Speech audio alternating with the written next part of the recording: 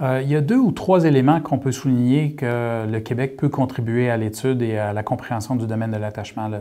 La première chose, c'est qu'au Québec, il y a une riche tradition, je dirais depuis une trentaine d'années, une riche tradition de collaboration entre chercheurs, des personnes qui se préoccupent du développement et de l'enfant et de l'attachement dans toutes sortes de différents contextes, et des gens qui sont très impliqués dans l'intervention. Tout le réseau de la santé et des services sociaux est un partenaire étroit dans le développement des connaissances. Alors, il y a vraiment une espèce de maillage qui s'est fait entre recherche et intervention depuis les 30 dernières années à mon sens, qu'il faut vraiment souligner et que je pense qu'il est assez unique au monde. Le fait que je sois professeur à l'école de psychologie, que je fais de la recherche dans un domaine précis, mais que je sois aussi impliqué dans le réseau de la santé et des services sociaux, à mon sens, c'est quand même une situation particulière qu'on ne retrouve pas souvent. Ça, c'est la première chose. La deuxième, c'est que pour différentes raisons, au Québec, il y a eu une concentration de personnes qui se sont attardées à la question de l'attachement depuis plusieurs années. Je pourrais nommer quelques chercheurs de pointe dans le domaine. Hélène Moss, qui travaille beaucoup sur l'attachement durant la période préscolaire, Simon Larose à l'adolescence et à l'âge adulte, Annie Bernier, qui est en train de faire des percées relativement remarquables concernant les liens entre la neuroscience et l'expérience d'attachement des enfants, Chantal Cyr, qui est chaire de recherche du Canada à l'UQAM sur cette question de l'attachement, et des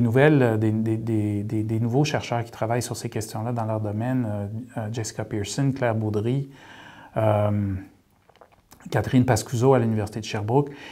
Tout ça pour dire qu'il y a une concentration de chercheurs qui sont en train de travailler sur ces questions-là.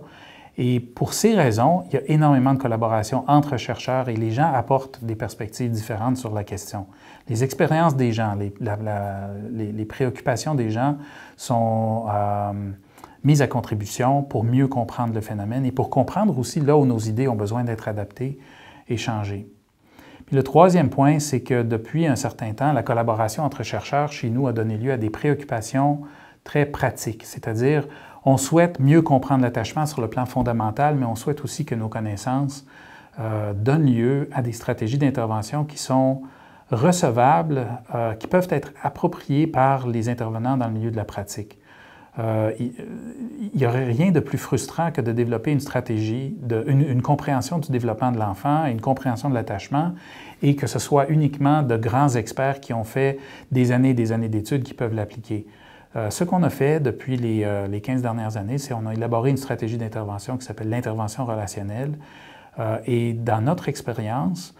sans que ça soit une réponse à toutes les questions, c'est quelque chose qui peut être importé dans les milieux d'intervention avec un minimum de supervision qui permet d'avoir des effets très favorables au niveau du fonctionnement des parents avec leurs enfants dans des contextes relationnels. Je dirais que ça, c'est les 3 éléments que le Québec peut apporter.